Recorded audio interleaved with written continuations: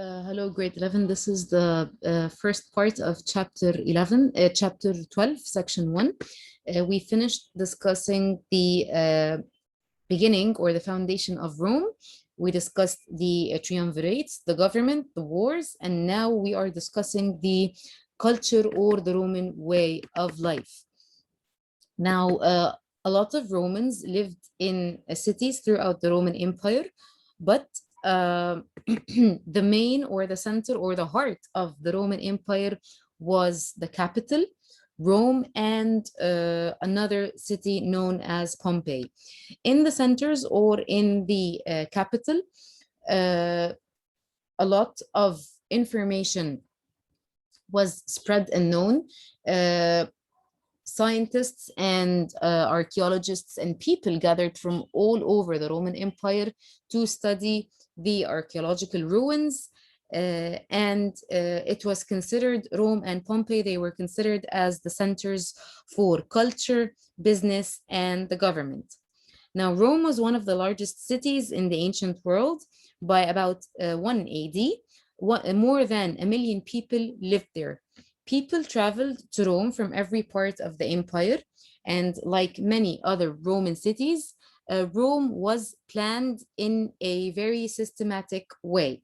It was laid out in a square with the main streets crossing at right angles. So if you look at it from an above perspective or from a higher perspective, you can see that it's very carefully planned.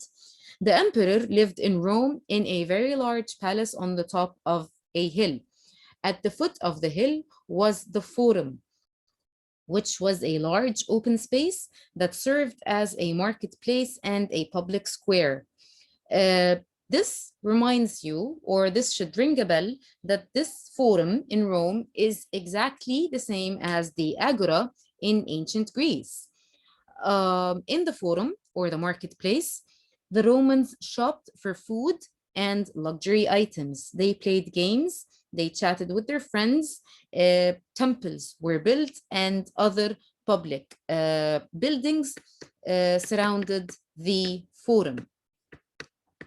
Now, just like their emperor, the wealthy Romans lived in large, comfortable houses on the city hills. Their homes had marble walls, tiled floors, and running water.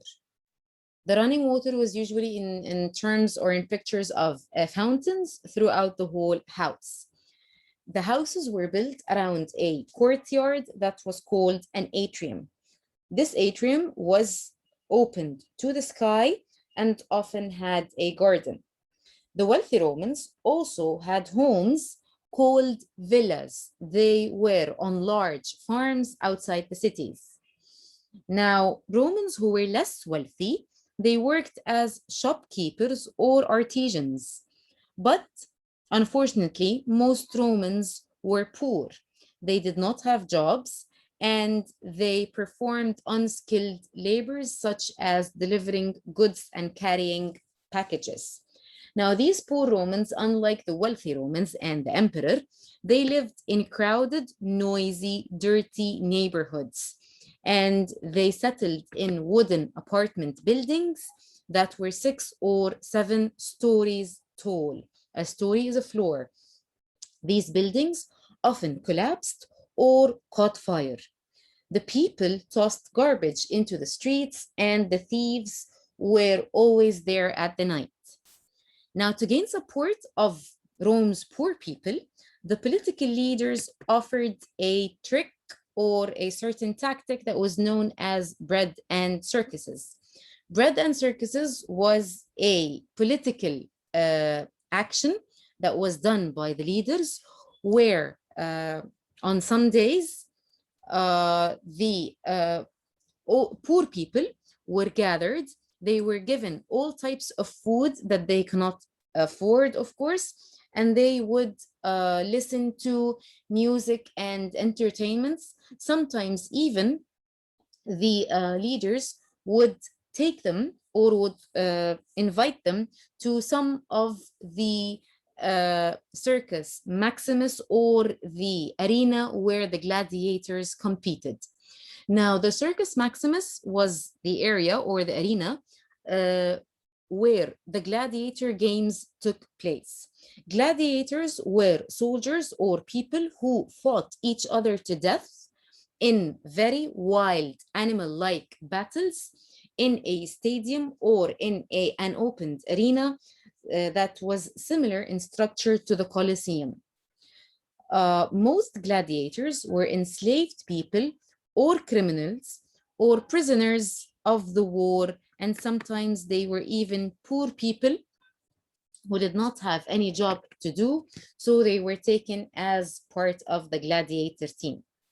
Romans admired the gladiators' skill and bravery, and the gladiator games were very much appreciated and loved by all the Roman citizens. As you can see, this is a picture of the Roman home. Uh, it describes how, of course, these are the wealthy people's houses. This is the fountain as an example of the running water. They had large bedrooms, they had a courtyard, a library, a kitchen, a living room, and this was an example of one of the houses or the styles of the houses for the wealthy Roman people.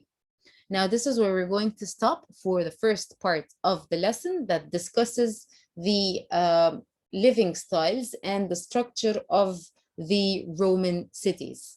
You will find other videos for each part of the lesson that discusses a different topic. If you have any questions, please let me know during our session.